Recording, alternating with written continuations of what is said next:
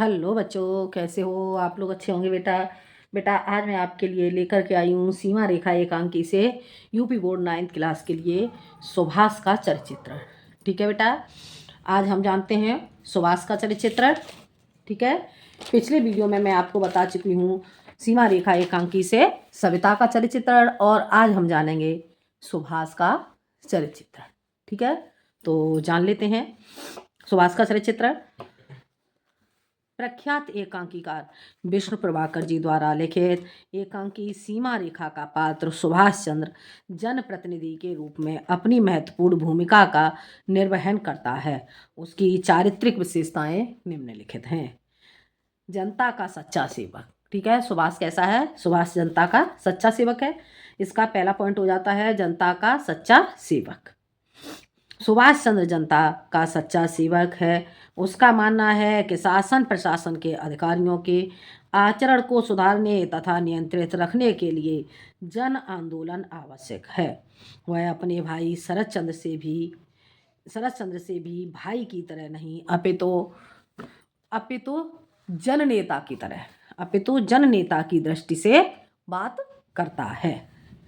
वह निडरता से जनता के बीच जाता है और अपने प्राणों की आहुति देकर स्वयं के सच्चा सेवक होने का प्रमाण प्रस्तुत करता है। आगे बेटा समझ में एक बार फिर से देख लेते हैं इसे। प्रख्यात एकांकीकार विष्णु प्रभाकर जी द्वारा लिखित एकांकी सीमा रेखा का प्रमुख पात्र सुभाष चंद्र जनप्रतिनिधि के रूप में अपनी महत्वपूर्ण भूमिका का निर्वहन करता है। उसकी चारित्रिक विशेषताएं निम्नलिखित हैं। ठीक है बेटा, जनता का सच्चा सेवक। सुभाष चंद्र जनता का सच्चा सेवक है। उसका मानना है कि शासन प्रशासन के अधिकारियों के आचरण को सुधारने तथा नियंत्रित रखने के लिए जन आंदोलन आवश्यक है। ठीक है, वह अपने भाई शरद चंद्र से भी भाई की तरह नहीं, अपितु जननेता की दृष्टि से बात करता है। वह निडरता से जनता के बीच जाता है और अपने प्राणों की आहुति देकर स्वयं के सच्चा सेवक होने का प्रमाण प्रस्तुत करता है। ठीक है बेटा, आगे समझ में। अब आगे बढ़ते हैं, हम आगे देख लेते हैं। इसका अगला पॉइंट हो जाता है बेटा जनप्रिय नेता। सुभाष चंद्र कैसा है? जनप्रिय नेता, जनता का प्रिय नेता।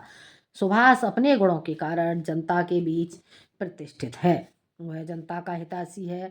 अपनी जनप्रियता और जनता का हितैषी होने के कारण ही वह अनियंत्रित भीड़ पर काबू पाने में सफल होता है। शरद चंद्र के व्यंग का उत्तर देते हुए वह कहता है कि मैंने क्या किया है, यह मेरे मुंह से सुनकर क्या करेंगे, पर इतना कहे देता हूँ कि जनता संयत न रहती तो कप्तान विजय चंद्र यहाँ बैठे न दिखाई देते। ठीक है बेटा, एक बार फिर से इसका रिवीजन कर लेते हैं। जनप्रिय नेता, जनता का प्रिय नेता। सुभाष चंद्र अपने गुणों के कारण जनता के बीच प्रतिष्ठित हैं। वह जनता का हितैषी है। अपनी जनप्रियता और जनता का हितैषी होने के कारण ही वह अनियंत्रित भीड़ पर काबू पाने में सफल होता है। शरद चंद्र के व्यंग का उत्तर देते हुए वह कहता है कि मैंने क्या किया है, यह मेरे मुंह से सुनकर क्या करेंगे, पर इतना कहे देता हूँ कि जनता संयत न रहती तो कप्तान विजय चंद्र यहाँ बैठे न दिखाई देते। ठीक है बेटा, समझ आ गया। अगला पॉइंट इसका देख लेते हैं। अगला पॉइंट हो जाएगा इसका साम्यवादी विचारधारा का पक्षधर। ठीक है, सुभाष साम्यवादी विचारधारा का पक्षधर है, परंतु स्वयं को कम्युनिस्ट कहलाया जाना पसंद नहीं करता। साम्यवादी विचारधारा का पक्षधर सुभाष चंद्र साम्यवादी विचारधारा का पक्षधर है, परंतु स्वयं को कम्युनिस्ट कहलाया जाना पसंद नहीं करता। वह अपने व्यापारी भाई लक्ष्मी चंद्र को साफ साफ कहता है कि दादाजी आप ना बोलें, आप व्यापारी हैं, आपका सिद्धांत आपका स्वार्थ है। आ गया समझ में? एक बार फिर से देख लेते हैं। साम्यवादी विचारधारा का पक्षधर सुभाष साम्यवादी विचारधारा का पक्षधर है, परंतु स्वयं को कम्युनिस्ट कहलाया जाना पसंद नहीं करता। वह अपने व्यापारी भाई लक्ष्मी चंद्र को साफ साफ कहता है कि दादाजी आप न बोलें, आप व्यापारी हैं, आपका सिद्धांत आपका स्वार्थ है। हो गया क्लियर? समझ आ गया। लास्ट इसका अगला पॉइंट हो जाता है बेटा कर्तव्यनिष्ठ। सुभाष अपने कर्तव्य के पालन में यदि मरना भी पड़े तो उसे श्रेष्ठ मानने वालों में से है। वह दिन रात जनता के प्रिय प्रति अपने कर्तव्य का पालन करने में, ठीक है, देखो एक बार फिर से, सुभाष अपने कर्तव्य के पालन में यदि मरना भी पड़े तो उसे श्रेष्ठ मानने वालों में से है। वह दिन रात जनता के प्रति अपने कर्तव्य का पालन करने में लगा रहता है। उसका मुख्य कर्तव्य है जनता की आवाज़ को शासन तक पहुंचाना, जिसे वह अच्छे से निभाता है। वह कहता है कि कर्तव्य का पालन करते हुए मरना यदि आशीर्वाद है तो मैं कहूँगा कि विश्व के प्रत्येक नागरिक को ऐसा ही आशीर्वाद होना चाहिए, आदर्शवाद होना चाहिए। आ गया समझ में? एक बार फिर से देख लो। उसका मुख्य कर्तव्य है जनता की आवाज़ को शासन तक पहुंचाना, जिसे वह अच्छे से निभाता है। वह कहता है कि कर्तव्य का पालन करते हुए मरना यदि आदर्शवाद है तो मैं कहूँगा कि विश्व के प्रत्येक नागरिक को ऐसा ही आदर्शवाद होना चाहिए। ठीक है बेटा, अगला पॉइंट देखते हैं इसका, निर्भीक एवं बलिदानी। क्या हो गया अगला पॉइंट? निर्भीक एवं बलिदानी। सुभाष में निर्भीकता कूट कूट कर भरी है, इसीलिए वह अपनी बात स्पष्ट शब्दों में कहने का साहस रखता है।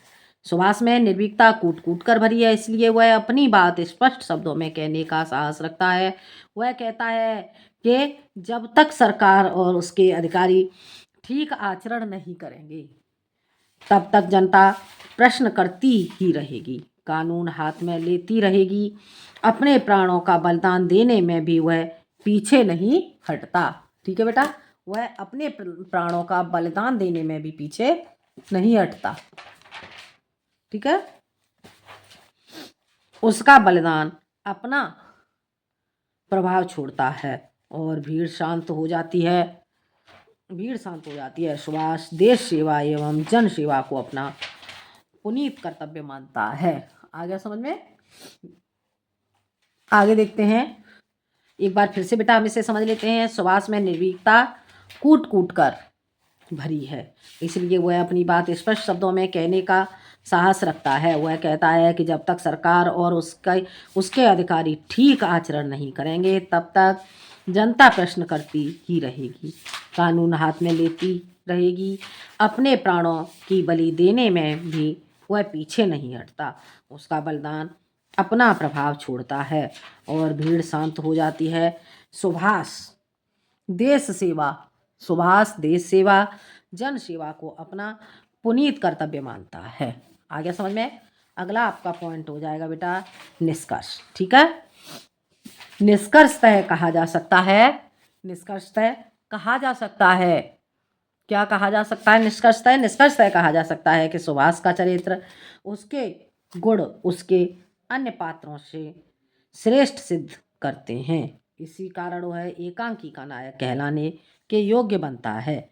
आज सुभाष जैसे जनप्रतिनिधियों की अत्यधिक आवश्यकता है जो अपने नहीं जनता के हितों का समर्थन करें। आगे समझ में? निष्कर्षतः कहा जा सकता है कि सुभाष का चरित्र, उसके गुणों उसे अन्य पात्रों से श्रेष्ठ सिद्ध करते हैं। इसी कारण वह एकांकी का नायक कहलाने के योग्य बनता है। आज सुभाष जैसे जनप्रतिनिधि की अत्यधिक आवश्यकता है जो अपने नहीं जनता के हितों का समर्थन करें। आगे समझ में बेटा? ये था बेटा आपका सुभाष चंद्र का चरित्र। ठीक है बेटा, ये वीडियो आपको बेटा पसंद आए तो लाइक करें, शेयर करें और सब्सक्राइब करें। आज के लिए इतना ही। अगले वीडियो में मैं आती हूँ एक नए टॉपिक के साथ। धन्यवाद।